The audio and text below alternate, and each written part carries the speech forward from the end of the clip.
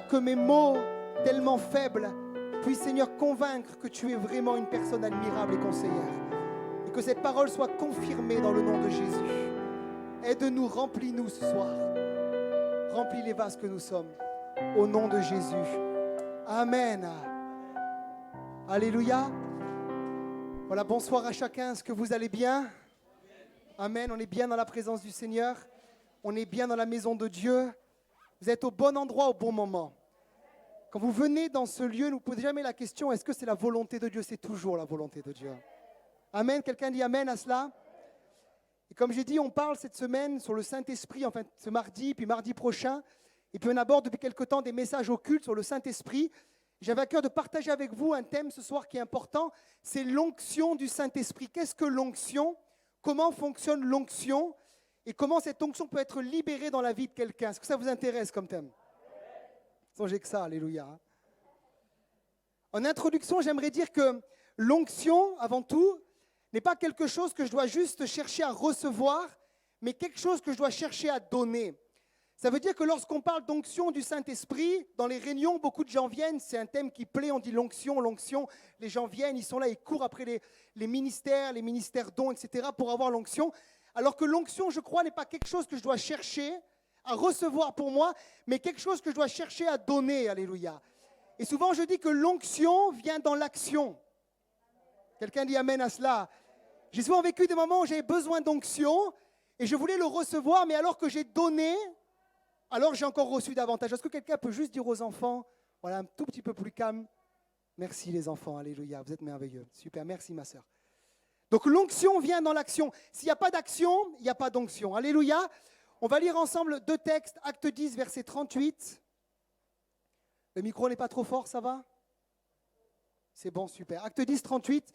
Vous savez comment Dieu a oint, on parle d'onction ce soir, du Saint-Esprit et de force. Jésus de Nazareth qui allait de lieu en lieu. Donc on voit que l'onction dans la vie de Jésus lui servait à faire du bien aux gens, pas pour lui seulement. Faisant du bien et guérissant tous ceux qui étaient sous l'empire ou l'emprise du diable, car Dieu était avec lui. Jean 3, verset 34. Jean 3, 34. Car celui que Dieu a envoyé, il est parlé de Jésus, dit les paroles de Dieu, parce que Dieu ne lui donne pas l'esprit ou l'onction avec mesure. Amen. Et pour commencer, j'aimerais donner rapidement une définition de qu'est-ce que c'est que l'onction. L'onction, simplement, c'est une mesure de l'esprit de Dieu qui vient sur une personne, notamment lors du baptême de l'esprit, ou dans une personne pour la nouvelle naissance, pour tenir dans une fonction ou dans une position. Une autre traduction, c'est l'onction est une délégation de la gloire de Dieu qui vient sur une personne. Alléluia. Ça veut dire que le jour où je suis rentré dans le ministère, par exemple, pour rentrer dans le ministère, il faut une onction. Ce n'est pas juste intellectuel ou juste une adhérence à la théologie, il faut une onction. C'est une délégation du ciel qui est venue sur moi et qui me donne la capacité de prêcher et d'enseigner. Et souvent, je dis, je prêche parfois plusieurs réunions d'affilée. Là, je pars en septembre dans une église chez Yves Schlepko où j'ai au moins 7-8 réunions dans la semaine. Sans l'onction, c'est impossible. Mais parce que j'ai reçu une délégation du ciel, c'est possible d'opérer dans le ministère. Sans l'onction, tu n'opères pas. Quelqu'un dit amen à cela. Est-ce que c'est clair pour tout le monde? C'est une délégation du ciel qui vient sur quelqu'un. Souvent, je dis aux gens, si vous rentrez dans le ministère sans l'onction, au bout d'une semaine, vous faites une dépression nerveuse. Et c'est vrai ce que je vous dis. C'est tellement dur. C'est tellement difficile, c'est tellement ingrat parfois. Mais l'onction fait la différence. Alors comment a fonctionné l'onction dans la vie de Jésus? Le secret dans la vie de Jésus, c'est l'onction. Pourquoi je peux vous dire ça ce soir? Parce que Jésus n'a fait aucun miracle avant l'âge de 30 ans. Donc on ne peut pas vraiment accorder les miracles de Jésus liés à sa position seulement de fils de Dieu. Ça veut dire que Jésus avait reçu le Saint-Esprit en lui, mais ça ne suffisait pas pour faire des miracles. Il était pleinement homme et pleinement Dieu. Il a fallu qu'à l'âge de 30 ans, l'onction du Saint-Esprit vienne également sur lui le revêtir. Et à ce moment-là, il a opéré des miracles, non pas seulement en tant que fils de Dieu, mais fils de Dieu oint du Saint-Esprit. Vous comprenez ou pas ce soir? C'est ce qu'il dit dans Luc 4, verset 14. Luc 4, verset 14. Il est dit là. C'est pas grave, vous m'écoutez quand même, c'est pas grave. Jésus revêtu de la puissance du Saint-Esprit retourna en Galilée et sa renommée se répandit dans tout le pays d'alentour. Écoutez bien, Jésus revêtu de la puissance de l'Esprit retourna en Galilée et sa renommée se répandit dans tout le pays d'alentour. Il y a d'autres textes, vous pourrez lire à la maison, verset 40 par exemple. Après le coucher du soleil, tous ceux qui avaient des malades atteints de diverses maladies les lui amenèrent. Il imposa les mains à chacun d'eux, il les guérit. Des démons, verset 41, sortirent de beaucoup de personnes en criant « Tu es le Christ, le Fils de Dieu ». Luc 6, verset 19. Toute la foule cherchait à le toucher parce qu'une force sortait de lui et les guérissait tous. Amen. Et cette force, c'est l'onction. Quand vous lisez les textes avant les 30 ans de Jésus, il n'y a pas de texte comme ça. Il n'est pas dit qu'il allait de lieu en lieu faisant du bien. Il n'est pas dit que les gens cherchaient à le toucher. Il n'est pas dit que les démons tremblaient. Il n'est pas dit que les malades étaient guéris. Avant ces 30 ans, il est juste dit que Jésus était obéissant à ses parents, c'est tout. Et le jour des 30 ans, Jésus est revêtu de la puissance du Saint-Esprit et là, les miracles commencent à se manifester. Est-ce que vous me suivez ce soir? Ce que j'aimerais dire également en ce qui concerne l'onction, c'est que l'onction dans la vie de Jésus, et c'est très important de le comprendre, et ça va enlever des frustrations à certains ce soir. L'onction dans la vie de Jésus, on l'a lu dans Jean 3, 35, était une onction sans mesure. Ça veut dire que tous les hommes que Dieu a oints dans le ministère, même les plus grands ministères, Tel Osborne, voyez, Reinhard Bonnke, Samuel Peter Schmidt en France, tous les ministères ont une mesure d'onction. Ça veut dire qu'ils n'ont pas une onction sans mesure, comme Jésus. Ça veut dire que notre onction, elle est limitée. Et on doit connaître notre onction pour fonctionner dans l'onction que Dieu nous a donnée et non pas dans l'onction de quelqu'un d'autre. Pourquoi Jésus avait une onction sans mesure? Je vous pose la question. Parce qu'il n'avait simplement jamais connu le péché.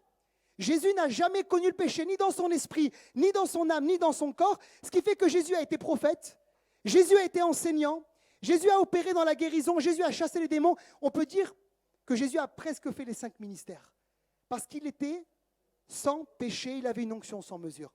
Maintenant, en ce qui concerne nous les hommes, on a une mesure d'onction. Écoutez bien, chacun a reçu sa mesure d'onction. Ne cherchez pas à me copier ce soir. Moi, au début du ministère, je voulais copier des gens. Je dis, wow, ce ministère, il est extraordinaire, je vais faire comme lui.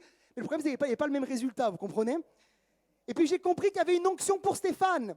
Il y a une onction pour Philippe. Ne dites pas, ce prédicateur, il est mieux, il est tellement plus beau. Non, chacun a reçu une mesure d'onction pour sa vie qui lui correspond. Quelqu'un dit amen à cela. Et l'onction, c'est la souveraineté de Dieu qui l'a définie. Ça veut dire que je ne peux pas chercher à être prophète si Dieu veut que je sois apôtre. Je ne peux pas chercher à être pasteur si Dieu veut que je sois un évangéliste. Il y a une onction qui est définie sur ma vie par rapport à la souveraineté de Dieu. Mais écoutez-moi bien, cette onction-là, je suis responsable de la développer, de la faire croître par ma consécration. Ça veut dire qu'un chrétien qui n'est pas consacré, il peut avoir reçu un don à la base, une onction, pour chanter par exemple. S'il ne travaille pas le chant, s'il ne se consacre pas, s'il n'est pas fidèle à l'église locale, s'il n'y a pas une vie de prière, de piété, une vie vraiment où il cherche Dieu dans le jeûne et la prière, comme aujourd'hui, son onction va rester basse. Mais par la consécration, il va développer son onction. Ce que je voulais dire également au niveau de l'onction, c'est que l'onction va croître avec d'autres serviteurs de Dieu. Par exemple, je vais rencontrer des gens qui sont oints. Alors écoutez bien, c'est important là aussi, je corrige des erreurs doctrinales. On ne cherche pas les gens oints sur notre passage, c'est Dieu qui les met. Si vous cherchez à rentrer en connexion avec Karambéry ou Bonnke ou Sanogo, qui vous voulez, ça ne marchera pas. C'est Dieu lui-même qui amène des gens qui correspondent à votre onction et à leur contact, un petit peu comme Élie et Élisée, ou un peu comme Moïse qui a posé les mains sur Josué, l'esprit de sagesse est venu sur lui. À leur contact, l'onction va croître et l'onction va grandir. Et ça, je l'ai régulièrement dans ma vie vécu. Il y a une part de souveraineté, il y a une part de consécration. Je suis un homme qui prie tous les jours, je ne trompe pas ma femme, j'aime le Seigneur, je viens à l'église tous les dimanches. Voilà, je suis consacré, je fais ce que je peux pour être consacré. Mais ça ne suffit pas des fois. Il faut aussi des grâces particulières. Et ces grâces-là, on les a au travers d'autres hommes de Dieu que Dieu met sur notre route. Alléluia. Vous me suivez ou pas ce soir? Ça va? Alors je sais, ce n'est pas une évangile, c'est un enseignement. Un enseignement, ça veut dire qu'il faut être réveillé. Vous voyez, c'est pas, je ne crie pas, je suis calme ce soir, d'accord? C'est comme à l'école, on vous enseigne. Mais il faut comprendre, il faut connaître ces choses.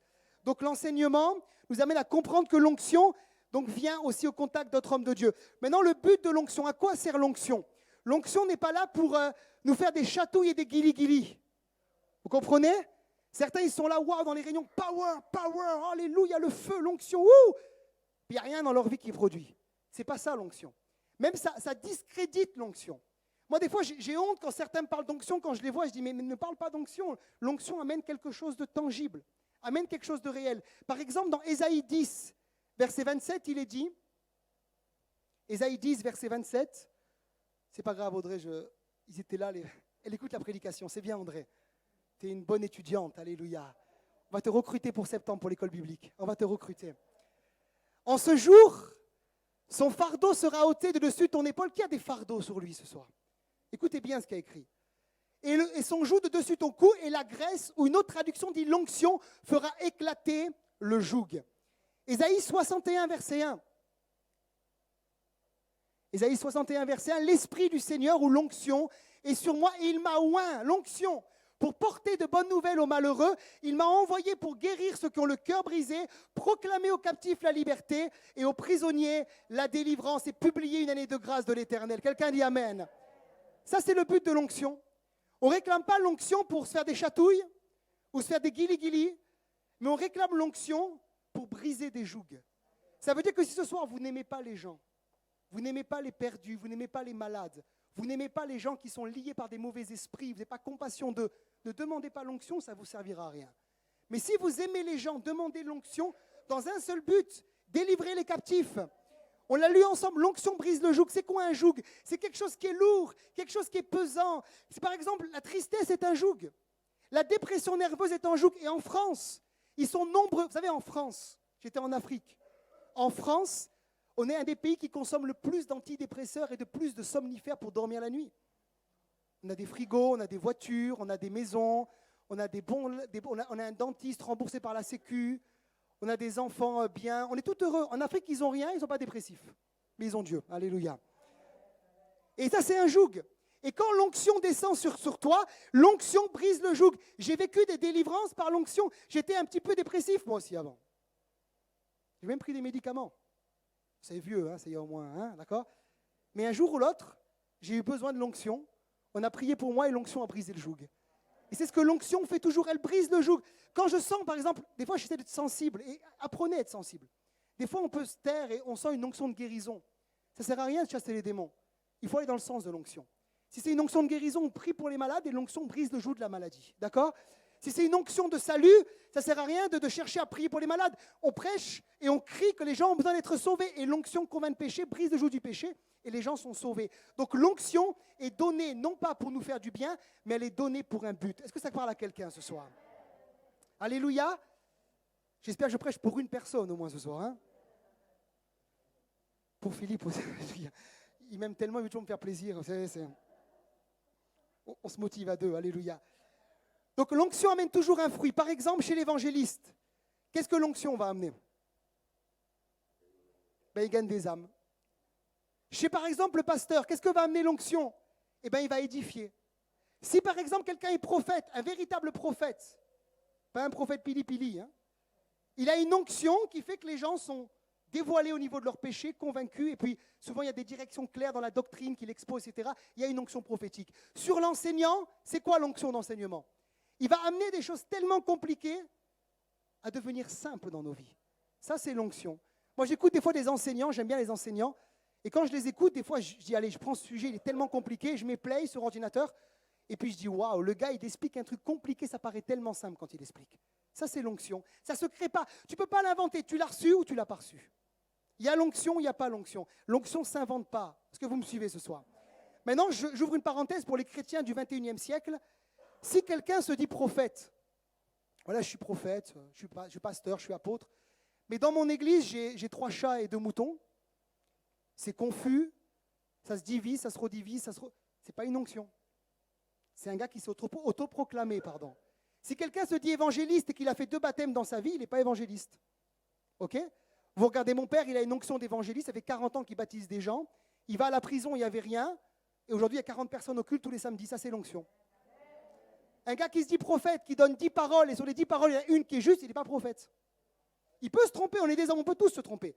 Mais régulièrement, tu contrôles, c'est quand même juste. Ça, c'est l'onction. Ne vous laissez pas prendre par tout ce qui se dit onction. L'onction amène un fruit tangible. Quelqu'un dit amen.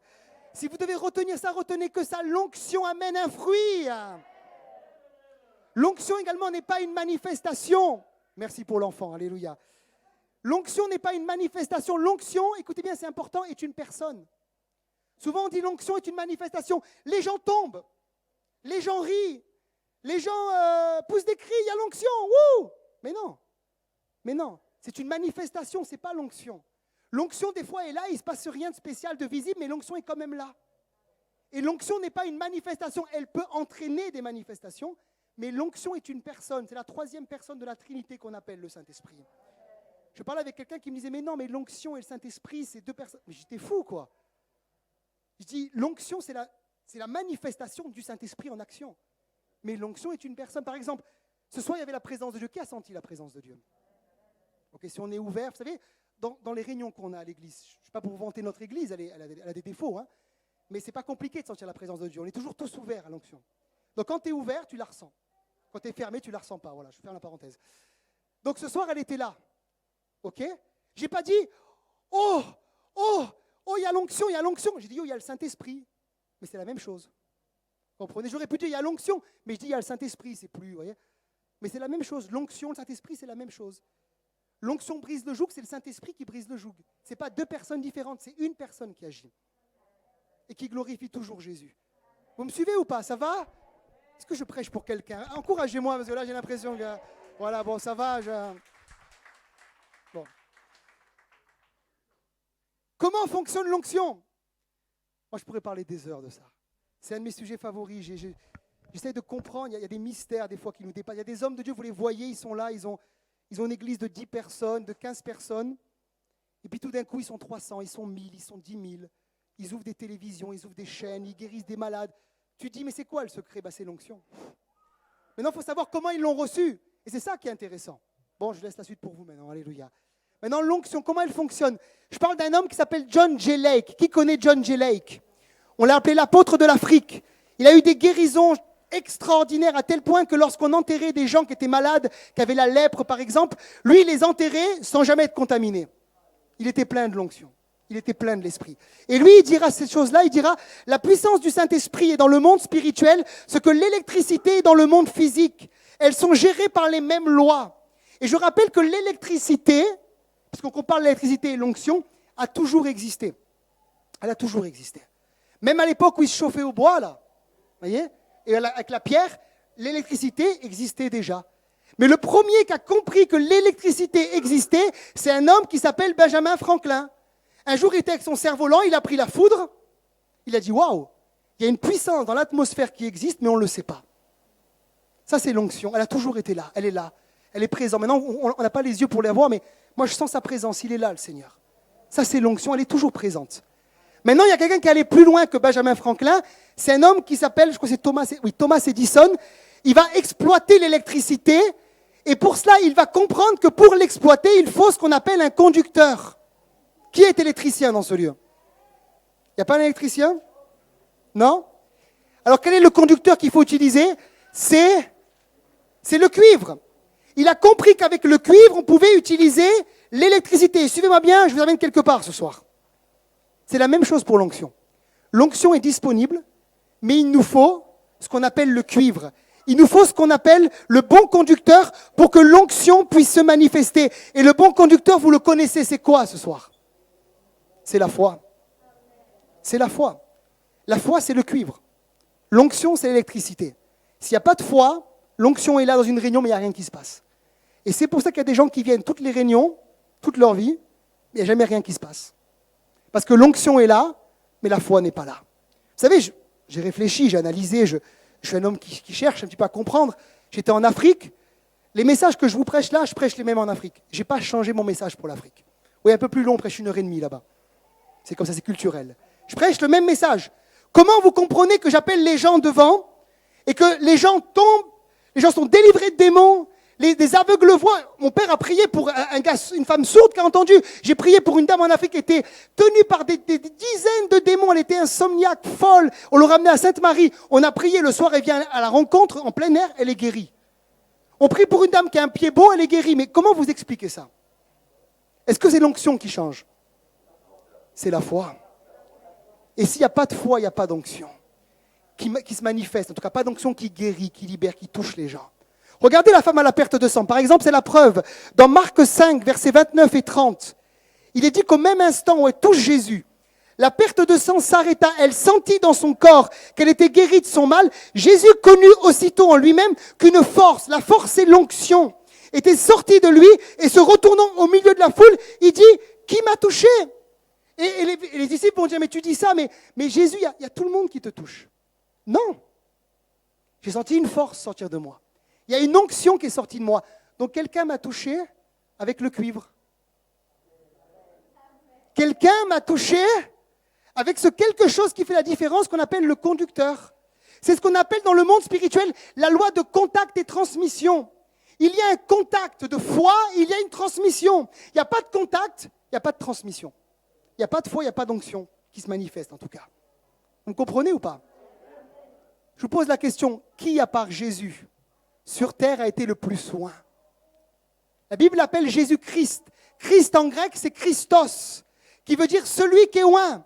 Ça veut dire que Jésus, ce n'était pas moi, ce n'était pas mon père, ni Philippe, ni même Bonquet. C'était Jésus.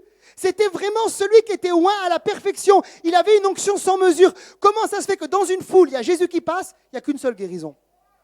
C'est ce que dit le texte. Parce que l'onction ne suffit pas. Il faut le conducteur qui va avec, il faut la foi. Et s'il n'y a pas la foi dans ton cœur, il n'y a pas de miracle dans ta vie.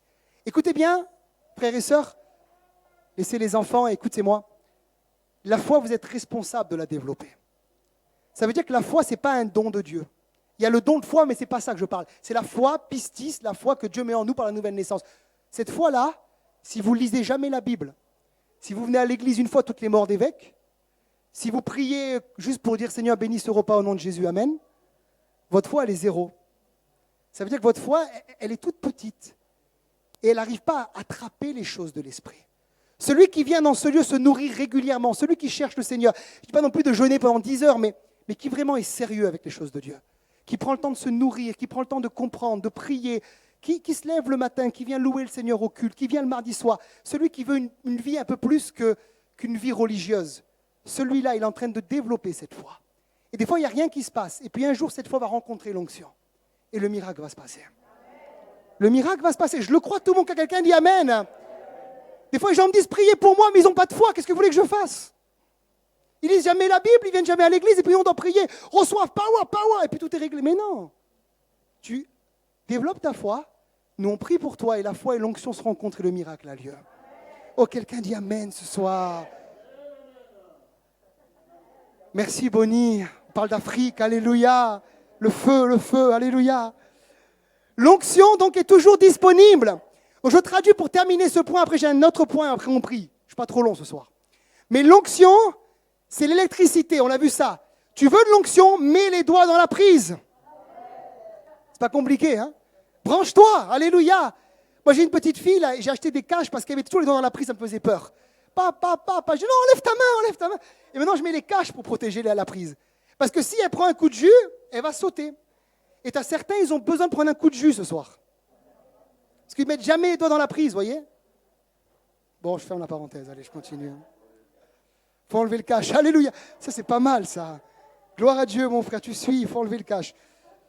Ok, je conclue par le dernier point. L'onction n'est pas limitée, ne limitez jamais l'onction. Je pourrais faire un seul point que sur ce point-là. L'onction est illimitée, l'onction traverse les murs, l'onction traverse les vêtements, l'onction n'est pas limitée à un lieu, l'onction est illimitée. Dans les réunions de réveil, l'onction fait des choses qui nous dépassent. Par exemple, est-ce qu'il y a des Mauriciens qui sont là ? Alléluia, Navin. Est-ce qu'il y a des Réunionnais qui sont là ? Ils sont en vacances, les Réunionnais. Il y a des Mauriciens.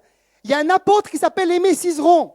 Quand il a été ouvrir des églises à Maurice et à Réunion, les gens touchaient sa voiture, ils étaient guéris. C'est l'onction. C'est l'onction. Ça ne veut pas se créer. Tu touches la bienne, tu n'as rien s'il faut, tu vois. C'est l'onction, ça ne se crée pas. Il y avait une telle foi que les gens touchaient et étaient guéris. Il prêchait, par exemple, l'onction traversait la salle, passait en dessous la porte. Il y avait des vendeurs ambulants, comme à La Réunion, à Maurice, qui vendent des cartes postales, qui vendent des bijoux, des bracelets, des machins. Ils n'avaient rien demandé, les gars. Ils étaient guéris. Ça, c'est l'onction. Et l'onction est surprenante. C'est surprenant. C'est très surprenant. Il y a des fois où dans ma vie, je suis plus loin que d'autres fois. Il y a des fois où l'onction est plus forte, on va dire. Je suis toujours loin. Parce qu'il y a l'onction du ministère sur la vie d'un pasteur. Il y a l'onction aussi du baptême de l'esprit, de la nouvelle naissance. Mais il y a des fois où j'ai comme des poussées d'onction. Et des fois, c'est un peu plus désertique. Mais ce n'est pas grave. Je prêche par la foi quand même. Dieu est avec moi, je le sais. Mais quand des fois je suis plein, il se passe des choses surprenantes. Et des fois, je sais pas, je parle à des gens, j'ai envie de pleurer. Je leur donne des paroles de connaissance. Des fois, je touche des gens. Ils me disent « Ah, il se passe quelque chose ». Et puis des fois, il n'y a rien qui se passe aussi. Je ne vais pas faire croire que je suis, ok. Mais l'onction est surprenante. On ne peut pas la limiter. C'est surprenant, l'onction. Un jour, c'est Jean-Peter Schmitt. Lève-toi, Eric.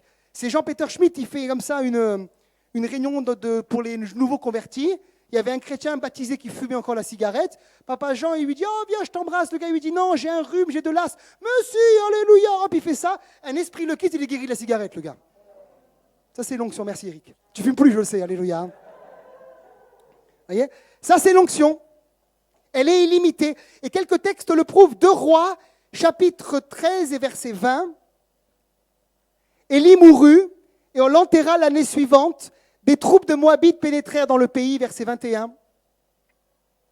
Tu ne l'as pas ? Je l'ai, c'est pas grave. Tu ne l'as pas, ok. Dans le pays. Et comme on enterrait un homme, voici, on aperçut une de ses troupes. On jeta l'homme dans le sépulcre d'Élisée. L'homme alla le toucher, les os d'Élisée, et il reprit vie et se leva sur ses pieds. Et là, le miracle, lui, il y a une résurrection qui se met en place parce que simplement un homme a touché les os d'Élisée. Et Élisée a fait le double de miracle qu'Élie. Il avait reçu une double onction. Et rien que, apparemment, le texte dit ça, l'onction était encore dans les os. Et au contact des os, il y a eu une résurrection. Ça, c'est surprenant quand même. Maintenant, j'ouvre une parenthèse. Certains, avec ce texte, ont fait une doctrine. Jusqu'à dans les milieux évangéliques, on veut tellement l'onction, et l'onction est toujours liée à la parole. Cherchez pas l'onction sans la parole. Certains vont même prier sur des tombes d'anciens révivalistes pour trouver l'onction. Ça, c'est anti-biblique. Et puis ils prennent ce texte pour dire, on peut prier puis pomper l'onction de l'autre. Non, non, non, non, non. Il y a un exemple biblique, ce n'est pas une doctrine. Ok ? Mais je prends ce texte pour vous montrer que l'onction n'est pas limitée. Simplement, on touche les os d'Élisée et il y a une résurrection. D'ailleurs, j'ouvre une parenthèse. Chercher l'onction sur les tombes, c'est du spiritisme. L'onction vient d'en haut, elle vient du ciel. C'est dans la prière que je reçois l'onction. Ce n'est pas sur une tombe, alléluia. Le jour de la Pentecôte, c'est d'en haut que le feu est venu. Et c'est avec le ciel, quand je suis en contact avec le ciel. Est-ce que vous savez que le ciel est vrai ? Le ciel est palpable, le ciel existe. La plupart des croyants ne sont pas conscients. En ce moment, Dieu me travaille tellement dans ce domaine-là. J'apprends à être conscient du ciel et je suis presque pas plus conscient que la terre, mais j'arrive à un moment où Dieu me montre que le ciel, c'est le plus important et je pense constamment au ciel. Et je n'ai pas envie de mourir, ne vous inquiétez pas, mais pour vous dire que les gens n'ont pas conscience du ciel. Leur vie est terre à terre. Je vis 40 ans, 80 ans, mais tes 80 ans, mais c'est rien. C'est rien. Un jour, il y a le ciel. Et le ciel, c'est vrai. Et le chrétien qui ne connaît pas le ciel, c'est un chrétien qui est pauvre en esprit. Il ne connaît pas le ciel de gloire. Il ne connaît pas que dans le ciel, il y a un trône, le trône de la grâce, qu'il y a une réalité. Le ciel existe. Le ciel, on peut le vivre dans notre esprit quand on est en relation avec Dieu. Il rend le ciel réel. Mais je te pose la question, est-ce que tu es sûr d'aller au ciel au moins ? Ouh ! Bon, vous savez, j'ai fait un choix. Hein. J'avais le choix ou bien de vivre pour la terre ou bien de vivre pour le ciel. J'ai choisi de vivre pour le ciel. Bon, la terre, je vis quand même. Hein. Je vais à la plage, je mange, je pars en vacances. Mais ce n'est plus une priorité. Ma priorité, tout le temps que j'investis, c'est pour me préparer pour le ciel. Écoutez, j'ai 30 ans. Je vous dis ça, peut-être je dirai un jour encore une fois au culte et j'arrêterai de le dire après. J'ai 30 ans. Et je sais que je vais vivre vieux parce que j'ai une mission sur terre.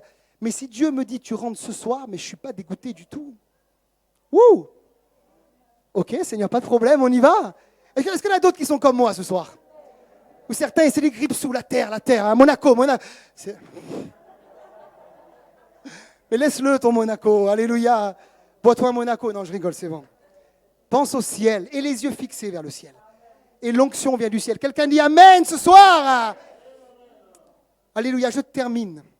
Acte 19, versets 11 et 12. Et Dieu faisait des miracles extraordinaires par les mains de Paul, ça c'est à Éphèse, au point qu'on appliquait sur les malades des linges ou des mouchoirs qui avaient touché son corps et les maladies les quittaient et les esprits malins sortaient. Donc si Paul a fait des miracles extraordinaires, c'est qu'il y a des miracles ordinaires et il y a des miracles extraordinaires.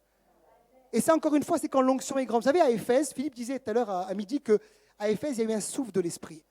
Et à Éphèse, l'onction était tellement forte que simplement les linges de Paul qu'on appliquait sur les gens faisaient des guérisons. Alors maintenant, je sais que l'Église traditionnelle s'est servie de ce texte pour faire les reliques. Voyez, on fait des reliques, on prend des bouts de vêtements, mais il n'y a rien qui se passe. Ce n'est pas le vêtement en soi, c'est l'onction qui fait la différence. Tu peux prendre le meilleur vêtement façonnable, ce que tu veux. S'il n'y a pas l'onction dedans, il n'y a rien du tout qui se passe. C'est l'onction. Je te pose la question ce soir, et je pose la question au peuple de Dieu. Et j'ai encore un point, mais je vais arrêter là. Est-ce que vous êtes remplis de l'onction du Saint-Esprit ce soir? Vous savez, on a prié pour que Dieu révolutionne le pays, on prie pour un réveil, mais le réveil vient par des chrétiens qui sont remplis d'onction et qui font les œuvres de Jésus. Si ce soir, votre onction, c'est juste prier en langue le dimanche matin, quand le pasteur dit « Allez, on va prier en langue, allez jusqu'à dimanche prochain, c'est bon, j'ai prié », votre vie spirituelle, elle est limitée ce soir. Mais si vous laissez simplement, comme la parole prophétique dit ce soir, le vase que vous êtes, être rempli au contact de Jésus, rempli de l'onction, il y a quelque chose qui va se passer en France. Il y a quelque chose qui va se passer à Beau-Soleil, à Monaco. Tout à l'heure, je descendais les escaliers, je dis Seigneur, je veux tellement te voir agir, et je dis est-ce que je ne devrais pas faire, alors cette fois c'est mes idées à moi, comme ce n'est pas celle de Dieu, je ne vais pas en place, c'est une idée. Est-ce qu'on ne devrait pas mettre un groupe de guérison en place, aller prier pour les malades dans les rues? Seigneur, montre-moi s'il faut le faire. Vous savez, quand il y a l'onction qui est là, vous avez envie de faire des choses pour le Seigneur. Tu as des gens, eux, c'est... Tu es sec ou tu es rempli ce soir?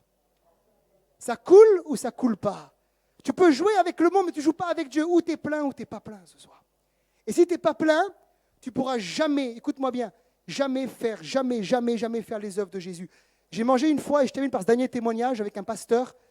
Je ne dirais pas qui c'est, mais il a une très grande église et il a un très beau ministère prophétique. Il a quelque chose de fort pour Dieu.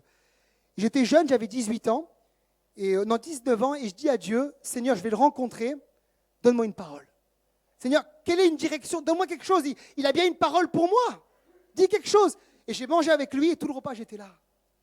J'attendais. Et puis en mangeant, il me dit, oh Stéphane, au fait, sois rempli du Saint-Esprit, et tu feras la différence. J'ai eu ma parole, j'ai compris. Sur le coup, j'étais un peu triste. J'aurais voulu plus. Mais 10 ans après, j'ai compris. Ce qui fait la différence, c'est l'onction. Et l'onction vient dans la consécration. On va tous se lever. Écoutez, j'ai quelque chose sur le cœur. Mets-toi au piano et on va tous se lever. Est-ce qu'on pourrait peut-être enlever la première rangée là qui est là? On va enlever la première rangée de chaises. On va prendre un temps de prière.